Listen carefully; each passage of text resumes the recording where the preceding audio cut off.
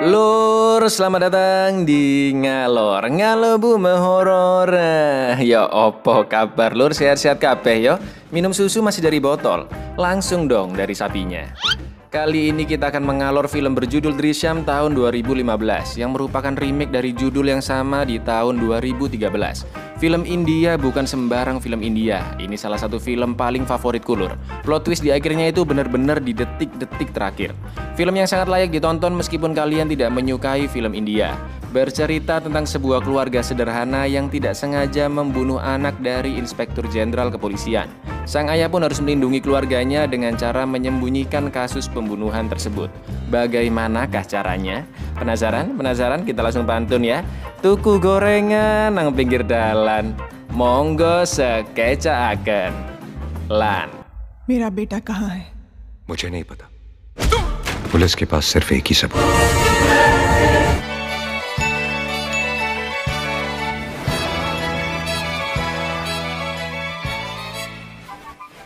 Film dimulai dengan memperlihatkan seorang polisi yang baru dipindah tugaskan ke kantor polisi Pondolim. Pondolim adalah kota di Provinsi Goa, India. Ada dua kantor polisi di sana, kantor polisi lama dan di sebelahnya kantor polisi baru yang sudah diresmikan minggu lalu. Ada seorang pria bernama Vijay Salgaonkar yang sepertinya sedang ditahan. Apa yang sebenarnya terjadi dengannya? Film pun flashback saat Vijay masih hidup damai layaknya orang biasa. Vijay bersekolah hanya sampai kelas 4 SD dan dia mempunyai usaha layanan TV kabel kecil-kecilan dengan seorang karyawan bernama Jose. Vijay sangat hobi nonton film dan dia selalu menghabiskan waktu di kantornya untuk menonton. Vijay adalah orang baik-baik dan mempunyai banyak teman di Pondolim. Dia selalu makan siang di kedai milik Martin setiap harinya. Kedai yang lokasinya tepat berada di depan kantor polisi. Sepasang lansia sedang tertimpa masalah. Anak semata wayangnya dipenjarakan secara ilegal oleh polisi korup bernama Gaitonde. Karena sepasang lansia ini tidak bisa membayar cicilan terakhir mereka ke salah satu perusahaan kredit. Dan Gaitonde adalah sepupu dari pemilik perusahaan tersebut. Padahal kasus ini nggak ada sangkut pautnya dengan kepolisian lur.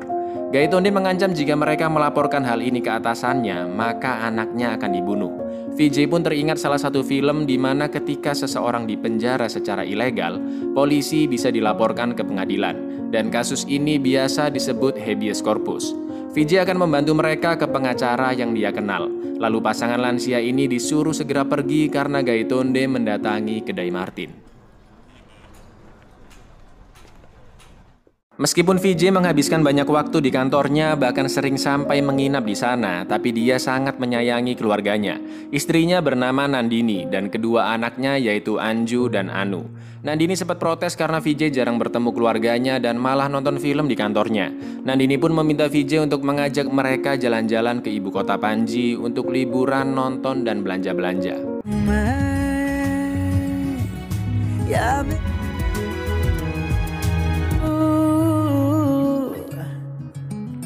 Anju terpilih mewakili sekolahnya untuk mengikuti perkemahan seluruh SMA di Provinsi Goa. Vijay pun akhirnya mengizinkannya. Di perkemahan, Anju menjadi salah satu primadona. Terlihat seorang laki-laki bernama Sam yang selalu merekamnya. Nah, ini kelakuannya kayak kalian, Lur. Adik ipar Vijay bernama Rajesh bekerja di bidang kegiatan sosial dan kelompoknya menutup tambang batu yang banyak diprotes karena tidak ramah lingkungan. Lalu Vijay dikenalkan Martin dengan Rane, kontraktor yang sedang membangun kantor polisi baru, dan Gaitonde pun kembali datang. Gaitonde curiga Vijay lah yang melindungi pasangan lansia dan dia nggak terima. Gaitonde selalu makan di tempat Martin dan dia juga nggak pernah bayar. Gaitonde bilang bahwa seharusnya Martin berterima kasih padanya karena tukang-tukang yang membangun kantor polisi baru selalu makan di tempat Martin, dan itu karena dirinya. Padahal ya emang tempat makan paling dekat di situ doang lur. Vijay pun menyindir sifat Gaitonde dan mengatakannya ke inspekturnya yaitu Sawan. लेकिन सब पुलिस वाले आप जैसे नहीं होते ना सर, जो सिर्फ दूसरों का खून चूसना जानते हैं. Vijay yang sedang menggali lubang untuk kompos didatangi istrinya. Nandini bilang jika tokoh agama bernama Swami akan menggelar ceramah di Panji tanggal 2-3 Oktober. Nandini ingin mereka semua ke sana. Anju pun menceritakan bagaimana serunya perkemahan kemarin dan kelakuan Sam yang suka merekam gadis-gadis di sana. Gaitonde mendatangi Rane dan gak terima dia sudah mengadukan perbuatannya ke Prabu, senior inspektur di kepolisian Pondolim. Vijay pun membela Rane karena dia berbuat hal yang benar. अब चुप बैठ। मैं क्यों छुप रहा हूँ? तो मुझे छोड़ दो। मेरा भी दिन आएगा। पुलिस वालों से इतना डरते क्यों है? वो हमारे लिए, हम उनके लिए नहीं है। Malamnya, VJ yang habis nonton filmnya Sunny Leone langsung pulang dan mengganti oli dengan Nandini. Anju diminta Nandini belanja ke pasar dan tiba-tiba Sam mendatanginya. Sam memberitahu video Anju yang sedang mandi. Sam tidak akan menyebarkan videonya asalkan Anju mau menemui Sam tengah malam nanti di belakang rumahnya sendirian. Anju pun sedih dan bingung apa yang harus dia lakukan. Malam itu hujan badai dan VJ memutuskan menginap di kantornya. Sam mendatangi Anju dan ternyata Nandini juga ada di sana. Karena Anju tidak menepati janji, Sam akan menyebarkan videonya. Nandini memohon agar Sam menghapusnya dan mereka berdua berusaha merebut HP Sam. Sam pun berjanji akan menghapusnya asalkan Nandini mau melakukan apapun untuknya. Keesokan paginya VJ pulang dan betapa kagetnya dia melihat keluarganya yang sedang ketakutan. Ternyata sebuah insiden terjadi semalam. Anju akan memukul HP Sam dengan tongkat besi, tapi malah kepala Sam lah yang terkena pukulannya. Anju langsung memukuli HP-nya yang terjatuh dan ternyata Sam sudah tewas karena luka dalam di kepalanya. Anju berusaha menelpon VJ, tapi telepon kantornya dimatikan. Mereka berdua yang sangat panik memutuskan untuk mengubur mayat Sam dan saat itu Anu melihatnya.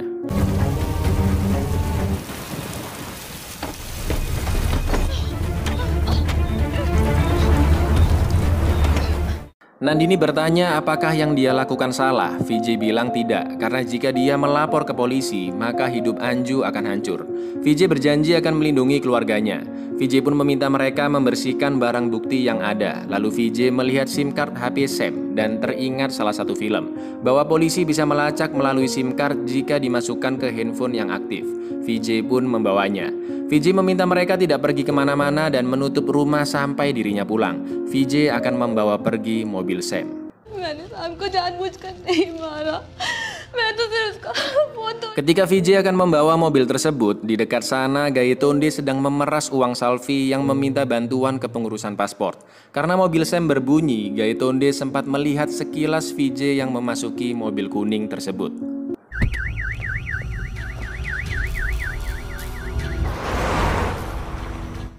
Dalam perjalanan, VJ melihat banner acara ceramah suami tanggal 2-3 Oktober. Dia pun teringat perkataan istrinya sebelumnya.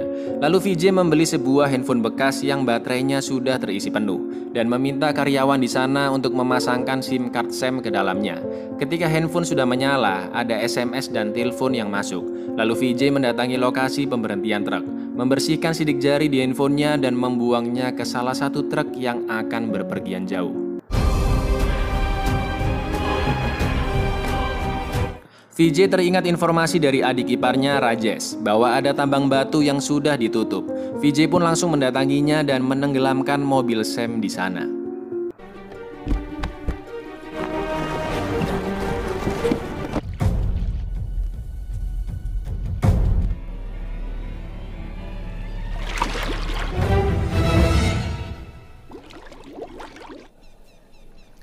Sesampainya di kantor, VJ bilang ke Jose bahwa dia akan mengikuti ceramah selama 2 hari di Panji.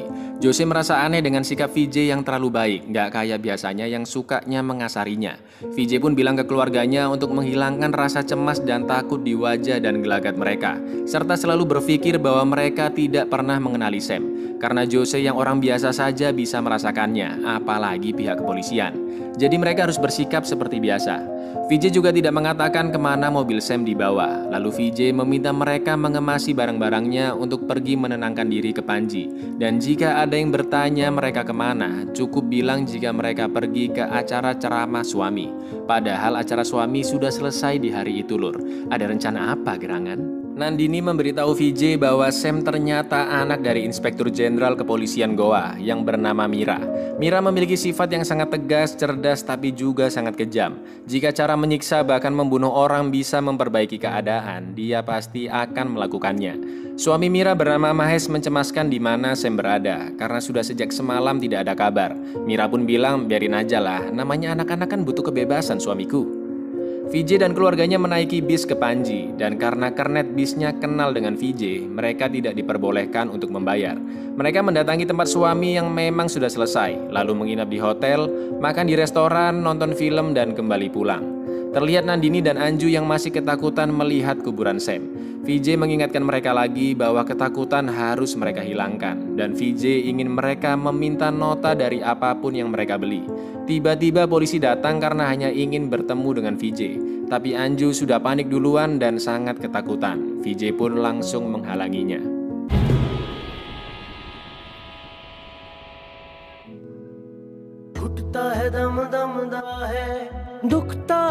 Di lain tempat, Mira mulai curiga terjadi sesuatu dengan Sam. Mira meminta divisi cyber cell untuk melacak handphonenya. Dari hasil penyelidikan, Sam pergi sangat jauh dari Goa ke Kancipuram, lalu handphonenya mati. Beberapa orang yang berenang di tambang batu menemukan mobil milik Sam. Menurut polisi, mobil itu sudah tenggelam selama 2 minggu dan tidak ada tanda-tanda keberadaan Sam. Mira tidak ingin media sampai mengetahui kejadian ini. Panggilan terakhir Sam tanggal 2 Oktober jam 7 malam di Pondolim, lalu sinyalnya menghilang jam 10.30 malam. Handphonenya kembali hidup keesokan paginya jam 9.25 di Panji, sampai akhirnya handphonenya mati di Kancipuram.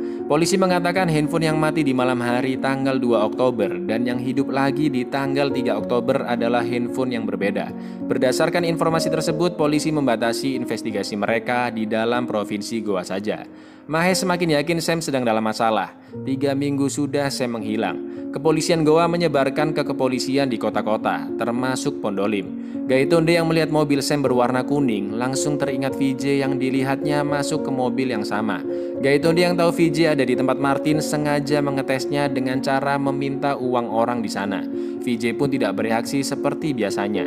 Dan ketika Gaitonde bilang polisi menemukan mobil berwarna kuning, VJ terlihat kaget. Gaitonde melaporkan kecurigaannya ke Sawan. VJ pun pergi dari sana. Gaitonde bilang jika memang VJ pelakunya, dia pasti merasa gelisah dan akan menoleh ke belakang. Gila, FTV banget nih. Dan ternyata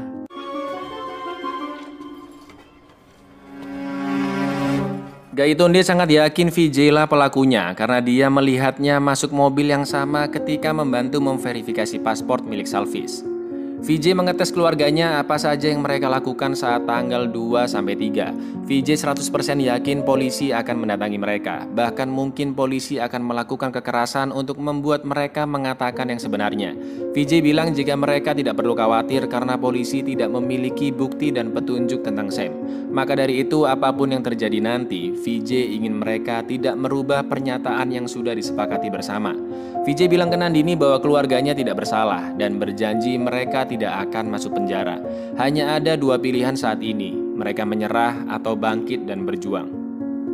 Polisi mendatangi Salvis, tapi Salvis sendiri tidak yakin yang dilihatnya adalah VJ. Dan mobil berwarna kuning juga ada banyak di sana.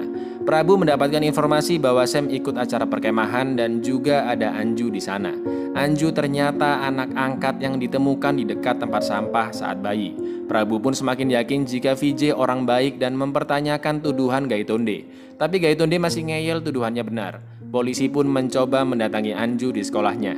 Anju yang awalnya panik teringat perkataan ayahnya bahwa satu-satunya bukti yang paling kuat adalah ketakutan. Dan VJ ingin Anju membuang rasa takutnya. VJ bilang jika polisi pasti akan mengetesnya. Anju memang mengenal Sam, tapi yang perlu Anju ingat adalah dia tidak perlu mengatakan apapun yang terjadi di rumah mereka. Anju menerapkan semua perkataan ayahnya. Anju ditanya apakah Sam menemuinya tanggal 2 Oktober. Anju bilang tidak, tapi Gaitonde ngetes dengan bilang jika Anju berbohong. Mereka diberitahu jika Anju menemui Sam, tapi Anju bersikukuh tidak pernah menemuinya. Lagi pula Anju dan keluarganya pergi ke Panji tanggal 2-3 Oktober menghadiri ceramah suami. Gaitonde pun mau mengecek absensi Anju di tanggal tersebut, tapi ternyata tanggal 2 libur hari Gandhi dan tanggal 3-nya hari Minggu. Jadi alibi Anju ini kuat banget lur. Anju pun diperbolehkan kembali ke kelas. Sekarang polisi menemui Nandini dan VJ. Mereka berdua mendapatkan telepon dari kepala sekolah Anju apa yang terjadi di sekolahan tadi. Mereka bilang jika tidak pernah melihat mobil berwarna kuning dan tidak pernah mengenal Sam. Polisi pun menceritakan kasus yang terjadi. Gaitonde bilang dia melihat VJ masuk ke mobil Sam dan dia yakin Sam datang ke rumahnya. Nandini akhirnya keceplosan bilang kalau keluarga mereka tidak ada di rumah tanggal 2-3, padahal polisi belum menyebutkan tanggalnya. Ketika Gaitonde sudah merasa menang, VJ hanya tertawa. VJ bilang jika Nandini masih syok dan takut. Seperti yang VJ bilang sebelumnya bahwa kepala sekolah sudah menelpon mereka. Otomatis mereka berdua sudah tahu apa yang terjadi di sekolah. Dan wajar Nandini takut terjadi sesuatu pada Anju. Mereka juga tahu dari kepala sekolah jika kasus tersebut terjadi di tanggal 2. Keren itu VJ. VJ juga bilang jika tuduhan Gaitonde hanya karangannya karena mereka berdua yang tidak pernah akur satu sama lain. Prabu meminta VJ menceritakan apa yang keluarga mereka lakukan tanggal 2-3 Oktober dan menunjukkan nota-nota pembelian selama tanggal tersebut. VJ bilang jika mereka keluarga kelas menengah, jadi mereka punya kebiasaan menyimpan nota-nota pembelian. Loh, bukannya mereka ke Panji tanggal 4-5 lur? Kok bisa ada nota tanggal 2 atau 3? Sabar, nanti ada penjelasannya. Mereka akhirnya menemukan karung di dalam galian dan tercium bau yang sangat busuk.